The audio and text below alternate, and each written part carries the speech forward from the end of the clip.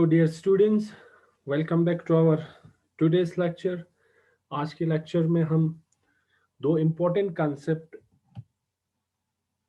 Understand करने की कोशिश करेंगे। एक है आपका domain structure and second one is your hysteresis loop. ठीक है, तो दोनों को हम डिटेल में डिस्कस करेंगे। देखते हैं डोमेन स्ट्रक्चर क्या है और डोमेन स्ट्रक्चर का इंपॉर्टेंस क्या है। देन देखते हैं हिस्टैरिसीस लूप क्या है और इसका इंपॉर्टेंस क्या है। हिस्टैरिसीस लूप ऑलरेडी जब हमने इनकी इलेक्ट्रिक प्रॉपर्टी डिस्कस किया था मटेरियल्स की, वहां पे हमने एक देखा था हिस्टैरिसीस लूप। जब हम किसी मटेरियल को इलेक्ट्रिक फील्ड के अंदर रखते थे वहां भी हिस्टैरिसीस लूप बनते थे। उसी तरह आज हम देखेंगे मैग्नेटिक मटेरियल में हिस्टैरिसीस लूप्स कैसे फॉर्म होता है, वो भी हम आज डिटेल में डिस्कस करेंगे। तो पहले हम देखते हैं डोमेन स्ट्रक्चर की ओर। डोमेन स्ट्रक्चर क्या चीज है, ठीक है। Domain structure.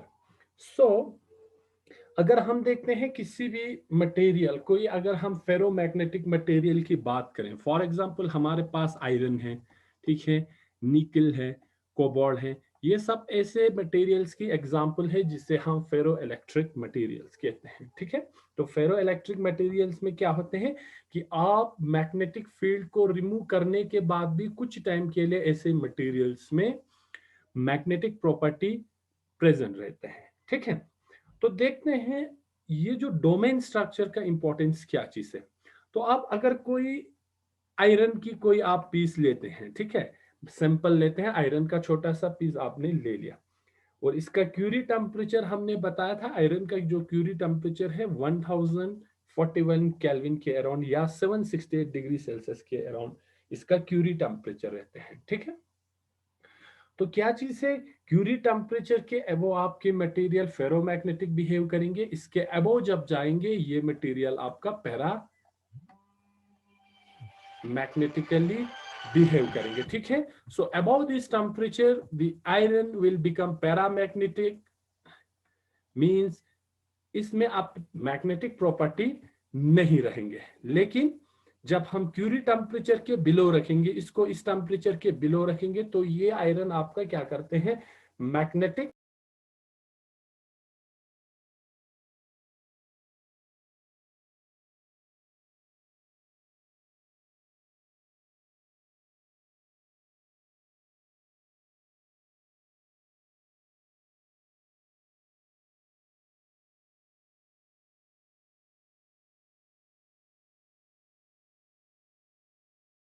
ठीक है, दिस क्यूरी टेम्परेचर और this iron will behave as magnetic material जब आप इसको किसी इलेक्ट्रिक फील्ड के अंदर लाएंगे। ठीक है, तो किसकी वजह से ये magnetic field magnetic property show करते हैं, because all the spins, iron में जो इलेक्ट्रॉन्स है, अनपेयर्ड इलेक्ट्रॉन्स है, वो क्या रहते हैं, all the spins remain aligned. वो क्या रहता है, अलाइंड रहते, एक ही डायरेक्शन में अलाइन रहेंगे, तभी क्या होगा, वो मैग्नेटिक प्रॉपर्टी शो करते हैं। ठीक है, ये अगर आप इसको मैग्नेटिक फील्ड के बाहर रखेंगे, then our iron will behave as a non magnetic material.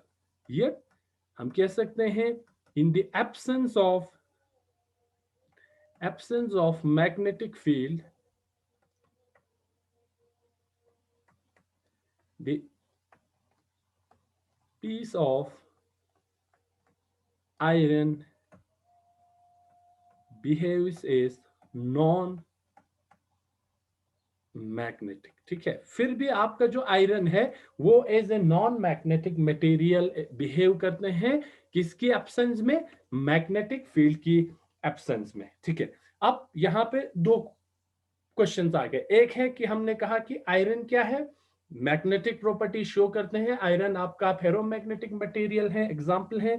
ये आपकी आयरन जो है रूम टेम्परेचर पे as a non magnetic material behave करते हैं। ठीक है, तो ये इसका वजह क्या है। ठीक है, तो इस डिस्क्रिपेंसीज को एक्सप्लेन करने के लिए वाइस ने मैग्नेटिक डोमेन का कंसेप्ट क्या किया, इंट्रोड्यूस किया।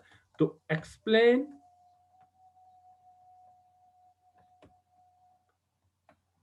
such discrepancies Weiss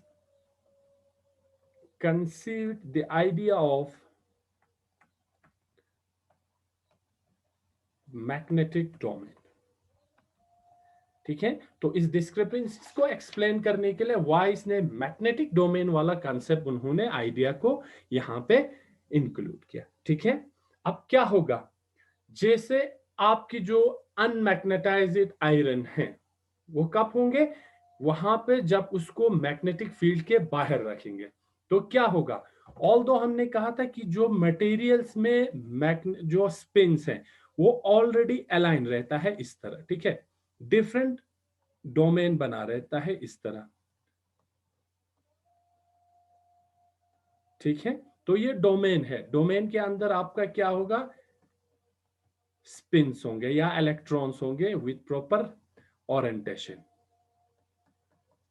ये आपका क्या है, मैग्नेटिक स्पिन्स है, इलेक्ट्रॉन्स की स्पिन्स है, इसको हम स्पिन्स कहेंगे। ठीक है, तो किसी भी मटेरियल में जब वो मैग्नेटिक फील्ड के बाहर रहते हैं तो ये जो स्पिन्स है वो डिफरेंट डायरेक्शन में अलाइन होते हैं। ठीक है, डिफरेंट डायरेक्शन में अलाइन होने की वजह से इनकी जो मैग्नेटिक मूवमेंट है वो एक दूसरे को कैंसिल करते हैं, तो this material will behaves as a non magnetic material. ये आपका मैग्नेटिक प्रॉपर्टी अभी शो नहीं करेंगे। ठीक है, और ये जो छोटे छोटे आपने यहाँ पे ये जो अलग अलग हमने स्पेस, इसको हम थोड़ा ब्रॉडर लाइन से बनाते हैं। ठीक है, तो ये जो छोटे छोटे स्पेसेस है हमने पार्टीशन किया हुआ है, ये क्या है, इनको हम कहते हैं मैग्नेटिक डोमेन। ये एक स्पेस को हम कहते हैं मैग्नेटिक डोमेन। तो फेरोमैग्नेटिक मटेरियल की प्रॉपर्टी क्या है कि यहाँ पे मैग्नेटिक डोमेन्स तो प्रेजेंट रहता है even in the absence of magnetic field. तभी जब हम इसको मैग्नेटिक फील्ड से बाहर निकालते हैं तब भी ये कुछ टाइम के लिए मैग्नेटिक प्रॉपर्टी शो करते हैं। और ये इलेक्ट्रॉन्स एरोस जो हमने बनाए हैं ये हमारा क्या है, मैग्नेटिक मूवमेंट्स है, मैग्नेटिक मूवमेंट जिसे हम कहते हैं स्पिन और इलेक्ट्रॉन। ठीक है, तो यहाँ पे क्या हो रहा है, ऑल दो आयरन में ये जो मैग्नेटिक डोमेन्स तो प्रेजेंट है even in the absence of any magnetic field, but the alignment of this magnetic domains are align it in different directions, कुछ इस डायरेक्शन में, कुछ आगे, कुछ ऊपर की ओर, कुछ नीचे की ओर। तो ओवरऑल मैग्नेटिक डोमेन्स क्या है, रेंडमली अलाइन है, जिसकी वजह से एक मैग्नेटिक डोमेन की मैग्नेटिक मूवमेंट कैंसिल करेंगे दूसरे मैग्नेटिक मूवमेंट को, तो दूसरे तीसरे को करेंगे, तो overall this the piece of this iron behaves as a non magnetic material. ठीक है, अब क्या होगा, अब जैसे ही आप इसको मैग्नेटिक फील्ड के अंदर लाएंगे, इसको हम एच से क्या करते हैं, रिप्रेजेंट करते हैं, और ये एरो है आपकी मैग्नेटिक फील्ड की डायरेक्शन को दिखा रहा है। मैग्नेटिक फील्ड की डायरेक्शन किसी भी डायरेक्शन हो, ऊपर भी हो सकते हैं, नीचे भी हो सकते हैं, लेकिन इस टाइम हम लेते हैं मैग्नेटिक फील्ड की डायरेक्शन को हम इस तरह लेंगे, this arrow will show the direction of the magnetic field. So क्या होगा, जब आप इस मटेरियल को, आयरन को लाएंगे इस मैग्नेटिक फील्ड के अंदर, तो यहां पे क्या होगा, यहां पे आप डोमेन्स जो है इस वाले मैग्नेटिक फील्ड की डायरेक्शन में अलाइन होना स्टार्ट होगा। अब ये मटेरियल, ये हमारे पास डोमेन है, डिफरेंट डोमेन है। ठीक है, इस तरह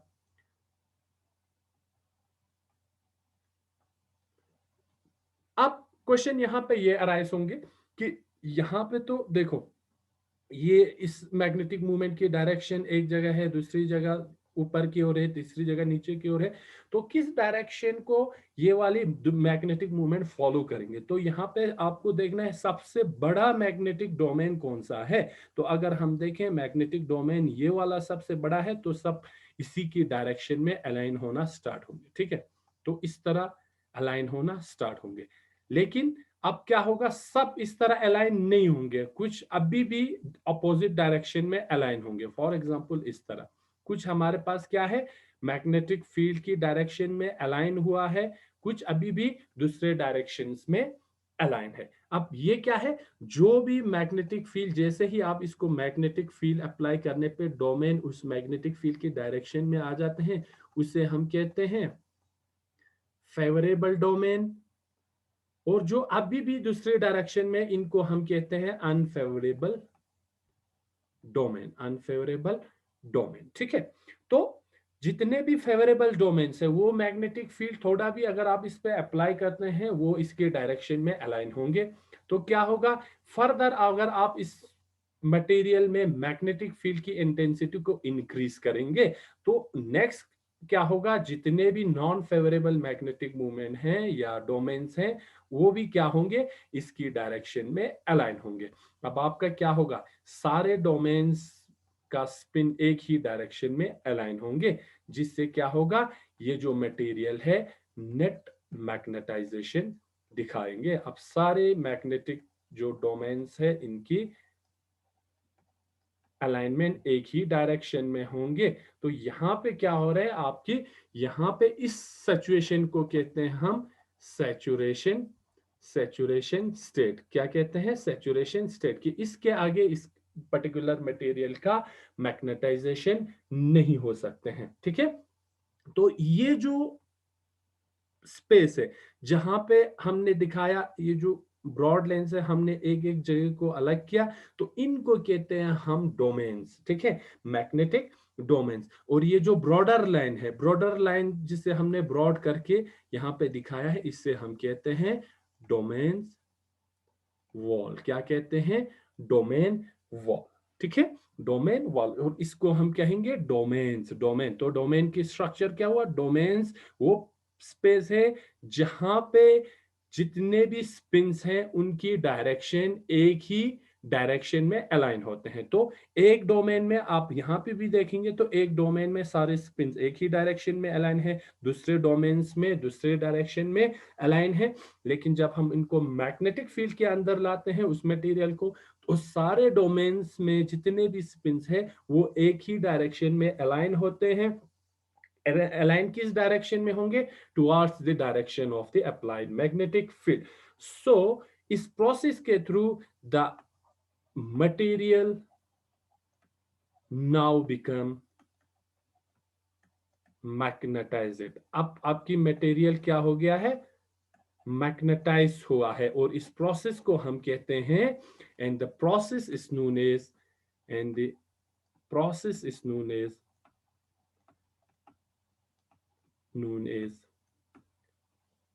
मैग्नेटाइजेशन। इस प्रोसेस को आप क्या कहते हैं, मैग्नेटाइजेशन होते हैं। ठीक है, तो क्या होगा कि ऑलरेडी फेरो इलेक्ट्रिक मटेरियल्स में डोमेन्स तो प्रेजेंट रहता है, जिनमें डोमेन्स वॉल और डोमेन के वॉल के साथ वहां पे जितने भी स्पिन्स हैं, उनके डायरेक्शन एक जगह होते हैं, उसे हम डोमेन्स कहते हैं।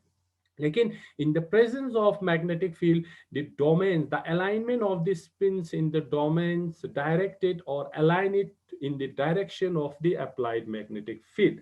By doing so, the material becomes magnetized. वो वाला material अब क्या हो जाता है, मैग्नेटाइज हो जाते हैं, और इस प्रोसेस को हम कहते हैं मैग्नेटाइजेशन। सो यही जो डोमेन का कंसेप्ट है, आयरन की मैग्नेटिक बिहेवियर को एक्सप्लेन करता है, कि आयरन या कोई भी फेरो इलेक्ट्रिक मटेरियल हो, कोबाल्ट हो, निकल हो, तो इनमें मैग्नेटाइजेशन क्यों होते हैं, मैग्नेटाइजेशन होते हैं due to the presence of this domain, और we can say the magnetization in case of iron can be explain by using the concept of this domain. ठीक है, अब आगे फिर ये डोमेन्स का होना क्यों जरूरी है। ठीक है, why this domains are important, ये जो डोमेन इंपॉर्टेंट क्यों है, ये हमारे पास क्वेश्चन आते हैं। अब इसको हम एनर्जी के कंसेप्ट में हम इसको एक्सप्लेन कर सकते हैं कि the important of this domain. So we can say the magnetostatic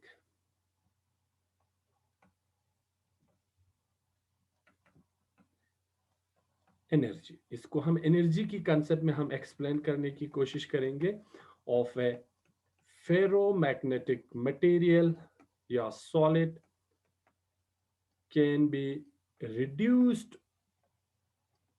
if a number of domains are arranged arranged such that no poles exist at the surface and no lines of force go out of the material. ठीक है, अब इसको हम explain करते हैं कि magnetostatic energy क्या है? Potential energy of the magnetic movements inside the ferromagnetic solid. आपके फेरोमैग्नेटिक सॉलिड्स में क्या होंगे? मैग्नेटिक मूवमेंट्स होंगे, जो कि हमने यहाँ पे दिखाया है। ये सारा क्या है? मैग्नेटिक मूवमेंट्स है। इनकी पोटेंशियल एनर्जी को हम मैग्नेटोस्टैटिक एनर्जी कहते हैं। इन फेरो मैग्नेटिक सॉलिड्स की पोटेंशियल एनर्जी या मैग्नेटोस्टैटिक एनर्जी को हम रिड्यूस कर सकते हैं जब हम डोमेन्स को क्या करेंगे? छोटे छोटे डोमेन्स में ब्रेक करेंगे।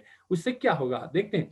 ये आपका एक, फॉर एग्जाम्पल, ये आपका एक मटेरियल है या डोमेन्स है जिसमें आपका नॉर्थ और साउथ पोल होगा मैग्नेटिक का। तो क्या होगा? ये अपने अराउंड मैग्नेटिक फील्ड क्या करेंगे? इंड्यूस करेंगे। इस तरह जब ये किसी भी मैग्नेटिक फील्ड के अंदर आप इसको रखेंगे तो loss of magnetic field get induced around this material. ठीक है, तो क्या होगा? अगर आपका एक ही मैग्नेटिक डोमेन है तो यहां से इलेक्ट्रिक फील्ड क्या होगा? इस मटेरियल से पास होंगे। लाइन ऑफ फोर्स, जो मैग्नेटिक लाइन ऑफ फोर्स इस मटेरियल से पास होंगे। अब अगर हम इसको, इस मैग्नेटिक डोमेन्स को ब्रेक करते हैं, फॉर एग्जांपल इसको हम ब्रेक करते हैं छोटे छोटे मैग्नेटिक डोमेन्स में, ताकि सरफेस पे आपका कोई पोल नहीं रहे, पोल जो रहे वो बिल्कुल एक्सट्रीम पे रहे। ठीक है, तो इसको अगर हम ब्रेक करते हैं छोटे छोटे मैग्नेटिक डोमेन्स में, ताकि यहां पे क्या रहे, जितने भी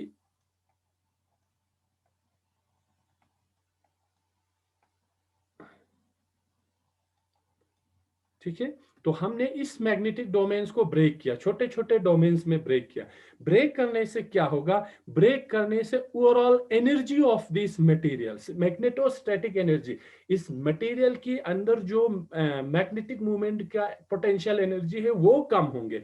वो कम होंगे तो क्या होगा? आपकी मटेरियल जो है ओवरऑल ज्यादा स्टेबलाइज होंगे। जब एनर्जी कम होंगे तभी आपका मटेरियल क्या होगा? स्टेबलाइज होंगे।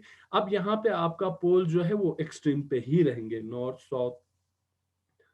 यहाँ पे नॉर्थ इस एक्सट्रीम पे आएंगे, साउथ इधर आएंगे। ठीक है, नॉर्थ साउथ नॉर्थ, इस तरह south north south. Poles poles आपकी अब सरफेस पे नहीं रहेंगे। ठीक है, एक्सट्रीम पे ही चले जाएंगे, इस तरह north south, then we have south north. तो इस तरह जब आप इस मैग्नेटिक मूवमेंट को ब्रेक करेंगे नंबर ऑफ डोमेन्स में, और इसको ऐसे अरेंज करेंगे ताकि सरफेस पे आपका कोई भी चार्ज या सरफेस पे आपका कोई भी पोल नहीं रहे, पोल जो होंगे वो एक्सट्रीम पे होंगे। अब जब आप इसको नंबर ऑफ डोमेन्स में आप जब कन्वर्ट करेंगे, सिवरल डोमेन्स में आपको ब्रेक करेंगे, ताकि क्या होगा? ताकि यहाँ पे इसकी ओवरऑल एनर्जी क्या होंगे? डिक्रीज होंगे। बट कंडीशन ये है कि आप इस जो डोमेन्स को इनडिफिनिटली ब्रेक नहीं कर सकते हैं। ठीक है, बट द साइज, या we can say domain size does not decreases indefinitely।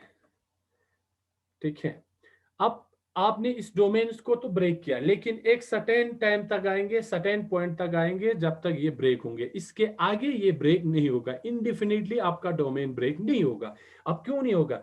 क्योंकि एक स्टेज ऐसा आएंगे, stage will reach, stage will reach at which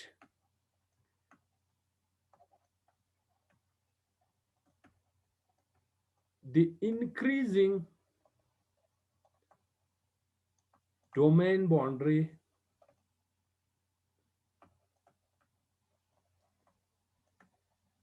energy would oppose this.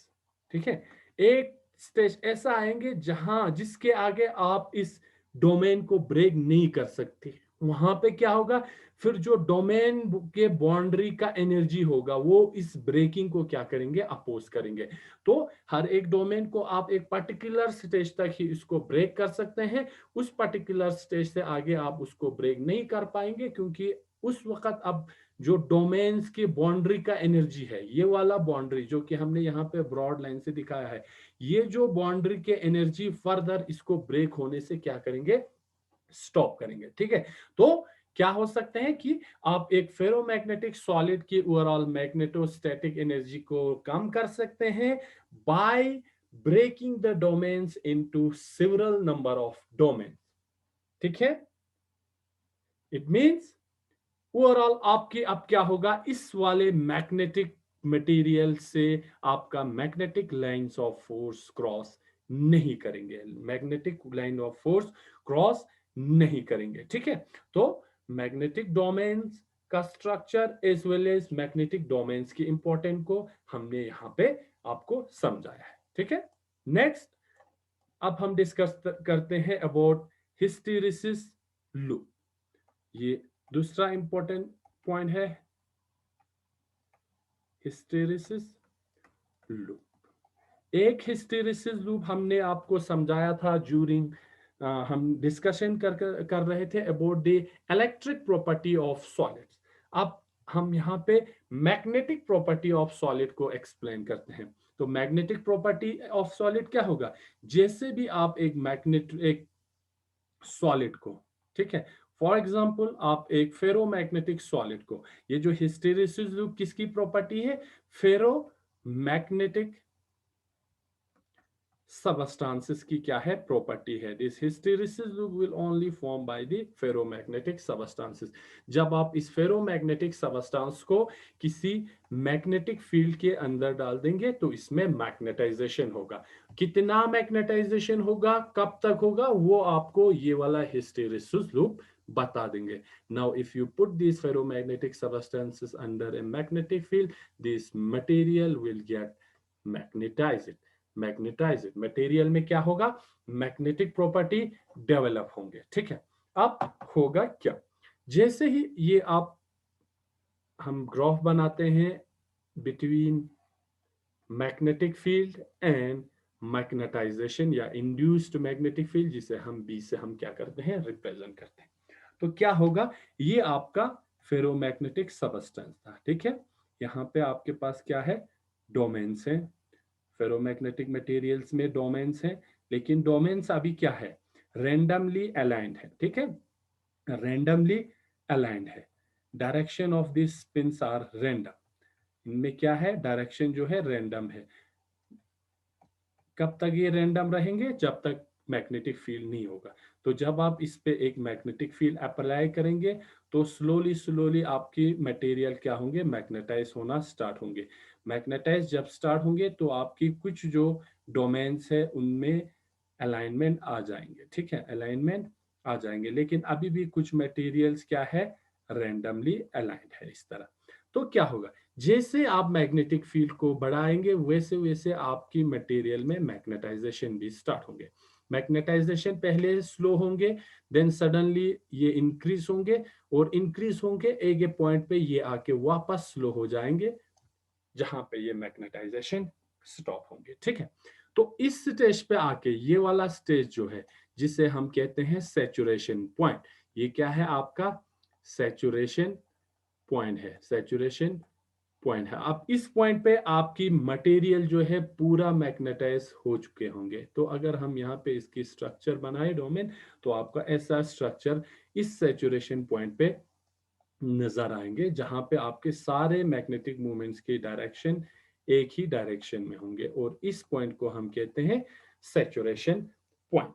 ठीक है, तो जैसे जैसे आप मैग्नेटिक फील्ड को इंक्रीज कर रहे हैं वैसे वैसे आपकी मैग्नेटाइजेशन भी उस मटेरियल में इंक्रीज हो रहा है, लेकिन एक पॉइंट ऐसा आता है जहां पे आके ये स्टॉप हो रहा है, और इस पॉइंट को हम कहते हैं सैचुरेशन पॉइंट या सैचुरेशन वैल्यू। तो ये वाला पॉइंट, ठीक है, इस पॉइंट पे आके ये आपका है बी एस, इसको हम लिखेंगे B S. B S mean saturation point, आपका मटेरियल है इस पॉइंट के आगे ये मैग्नेटाइज नहीं हो सकते हैं। ठीक, अब क्या होगा, अब यहां तक तो ये मैग्नेटाइज हो रहे हैं। अब अगर हम इस मैग्नेटिक फील्ड को डिक्रीज करते हैं, पहले हमने क्या किया था, इंक्रीज किया था।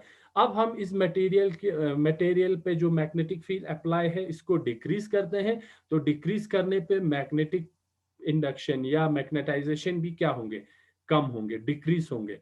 लेकिन डिक्रीज होके वो एक पॉइंट आके इस पॉइंट पे ये स्टॉप होगा। लेकिन इस पॉइंट पे क्या है, अभी भी हम कह सकते हैं कि मटेरियल जो है अभी भी जीरो मैग्नेटाइज नहीं हुआ है। यहाँ पे अभी भी आपकी मटेरियल में कुछ मैग्नेटिक प्रॉपर्टी रिमेन है। ठीक है, जब हम यहाँ पे आपका मैग्नेटिक फील्ड जीरो आ गया, लेकिन अभी भी मटेरियल में कुछ मैग्नेटाइजेशन बाकी है। फेरो इलेक्ट्रिक मटेरियल में क्या होता है, ये होता है, इसको हम बी आर कहेंगे। बी आर मीन्स अभी भी आपकी मटेरियल में कुछ मैग्नेटिक प्रॉपर्टी बाकी है, जिसे हम कहते हैं रेजिडुअल मैग्नेटाइजेशन। रेसिडुअल मैग्नेटाइजेशन, तो इस पॉइंट पे आके अभी भी आपकी मटेरियल क्या है, मैग्नेटाइज है। अब जब हम मैग्नेटिक फील्ड की बात करते हैं तो वो जीरो हो चुका है। ठीक है, तो यहाँ पे अभी भी आपका मटेरियल मैग्नेटाइज हुआ है।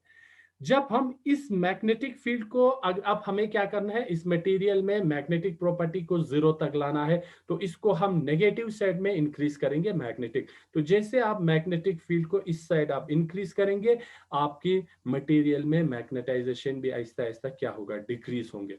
डिक्रीज होके यहाँ पे आके आपकी मटेरियल पूरा क्या हुआ है, जीरो मैग्नेटाइज हुआ है। इसको हम कहते हैं H C. H C means ये आपका है, हम कहते हैं कोरिसिव फील्ड। एच सी को हम क्या कहते हैं, कोरिसिव फील्ड। अब यहाँ पे आके आपका पूरा मैग्नेट क्या हुआ है, वापस आपकी मटेरियल पैरामैग्नेटिक बन चुका है। जितने भी मैग्नेटिक प्रॉपर्टी इसमें था वो सब खत्म हो चुका है। ठीक है, फर्दर अगर इस मैग्नेटिक फील्ड को नेगेटिव की ओर और बढ़ाएंगे तो यहाँ पे क्या होगा, आपकी मटेरियल में मैग्नेटाइजेशन स्टार्ट होगा, लेकिन नेगेटिव साइड में। ठीक है, अब यहाँ पे इसका अगर अलाइनमेंट इस तरह है तो इस साइड में आपका अलाइनमेंट इसके क्या होंगे, रिवर्स में होंगे, अपोजिट में होंगे। ठीक है, यहाँ पे राइट की ओर था तो इस साइड पे आके पूरा मैग्नेटिक जो अलाइनमेंट होंगे वो रिवर्स होंगे, उल्टे साइड हुए होंगे। ठीक है, यहाँ पे भी आपका मटेरियल मैग्नेटाइज हुआ है, लेकिन इन अपोजिट डायरेक्शन। ठीक है, तो एक पॉइंट आएगा यहाँ पे, फर्दर आपका मटेरियल इससे आगे मैग्नेटाइज नहीं होंगे क्योंकि सारे डोमेन्स अलाइन हो चुका है। अब आप वापस इस मैग्नेटिक फील्ड को राइट की डायरेक्शन में इंक्रीज करने से आपका फर्दर जो मैग्नेटाइजेशन है मटेरियल में इंक्रीज होंगे, और आपके यहाँ पे आके फिर रेसिडुअल कुछ मैग्नेटाइजेशन बच रहा है जीरो पे आके, फर्दर इसको इंक्रीज करने से आपकी मटेरियल फिर फर्दर मैग्नेटाइज होंगे, और मैग्नेटाइज होंगे वापस उस सैचुरेशन पॉइंट पे आ जाएंगे जहां पे इसका अलाइनमेंट ये वाला अलाइनमेंट होंगे, और आपकी मटेरियल में पूरा मैग्नेटाइजेशन हो चुका है। ठीक है, तो ये पूरा प्रोसेस को कि एक मटेरियल मैग्नेटाइज हो रहा है, एक सैचुरेशन तक आ रहा है, फिर उसको हम डिक्रीज कर रहे हैं, नेगेटिव फील्ड में ला रहे हैं, वहां पे मटेरियल फिर मैग्नेटाइज हो रहा है, फिर वापस मैग्नेटिक फील्ड को इंक्रीज करने पे फर्दर ये अपने पहले वाले सैचुरेशन पॉइंट तक आ रहा है। तो इस पूरे प्रोसेस को या इस लूप को हम कहते हैं हिस्टेरेसिस लूप। इस हिस्टेरेसिस लूप कहते हैं। ठीक है, इस पूरे प्रोसेस को हम कहते हैं हिस्टेरेसिस लूप, जो हमें क्या बताता है कि आपका जो मटेरियल है, फेरोमैग्नेटिक मटेरियल, कितना मैग्नेटाइज हो सकता है, कितना डिमैग्नेटाइज हो सकता है। ये पूरा आपकी मटेरियल की magnetization as well as demagnetization को दिखाता है। ठीक है, अब इस हिस्टेरेसिस लूप की इंपॉर्टेंस क्या है, फिर ये हिस्टेरेसिस लूप हमें क्या इंफॉर्मेशन देता है, वो हम देखते हैं। ठीक है, तो यहाँ पे कुछ पॉइंट इंपॉर्टेंट है जो आपको याद रखना है।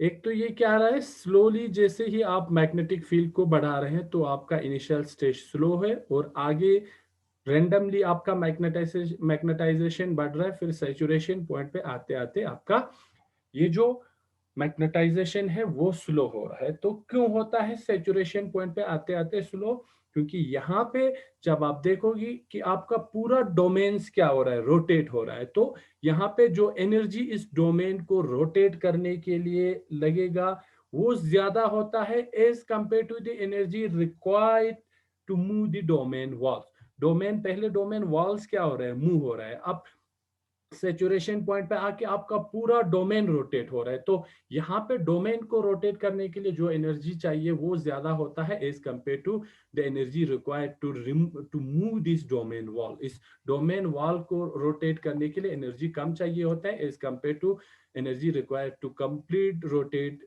द डोमेन, इस डोमेन को रोटेट करने के लिए। तो यहाँ पे सेचुरेशन पे आके आपका पूरा जो प्रोसेस है मैग्नेटाइजेशन का वो स्लो होता है। ठीक, अब ये आपका आ गया, बन गया हिस्टेरिसिस लूप। हिस्टेरिसिस लूप, अब ये हिस्टेरिसिस लूप क्या देता है आपको, क्या इंफॉर्मेशन देता है ये हिस्टेरिसिस लूप। तो ईच टाइम आपका ये जो एक पूरा साइकिल कंप्लीट होता है हिस्टेरिसिस लूप का, so each time the hysteresis loop is traversed, means हर एक टाइम जब ये आपका एक पूरा साइकिल कंप्लीट होता है, some energy equal to the area of the loop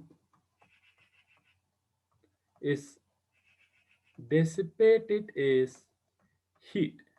ये इंपॉर्टेंट है, ठीक है। ये हिस्टेरिसिस लूप आपको क्या इंफॉर्मेशन देता है, तो हर टाइम जब ये पूरा एक साइकिल यहां से मैग्नेटाइजेशन स्टार्ट होने से फिर यहाँ पे सेचुरेशन, देन वापस कोरेसिव फील्ड तक, देन वापस नेगेटिव साइड में मैग्नेटाइजेशन होना, फिर मैग्नेटिक फील्ड को बढ़ाने से फिर सैचुरेशन पॉइंट तक आना, ये जब एक कंप्लीट साइकिल कंप्लीट करते हैं तो उस दौरान कुछ एनर्जी आपकी, कुछ energy equal to the area of this loop, ये लूप जो है इसका एरिया कितना है इसके इक्वल आपका एनर्जी खत्म होता है या डिसिपेटेड करता है, निकाल देता है एज ए हीट।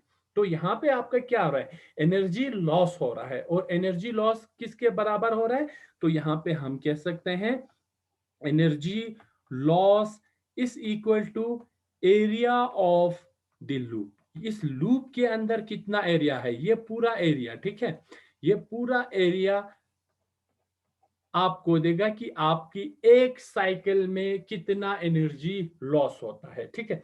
यहीं से आपका एप्लीकेशन, उस पर्टिकुलर मटेरियल का आपका एप्लीकेशन फिर आप डिफाइन कर सकते हैं। फॉर एग्जांपल, आपको ऐसा कोई मटेरियल चाहिए जिसमें एनर्जी कम क्या होना चाहिए, लॉस होना चाहिए। फॉर एग्जांपल, ये जो मैग्नेटिक मटेरियल्स है ज्यादातर यूज होता है आपकी ट्रांसफार्मर की कोर में, ठीक है। और उस पर्टिकुलर ट्रांसफार्मर की कोर में कौन सा मटेरियल यूज करेंगे वो डिफाइन करेंगे कि नंबर ऑफ, ये पर सेकंड में ये जो पूरा हिस्टेरिसिस लूप कितने रिपीट होंगे और उस रिपीटेशन में कितना एनर्जी लॉस होगा, वो डिफाइन करेंगे उस पर्टिकुलर मटेरियल की एप्लीकेशन।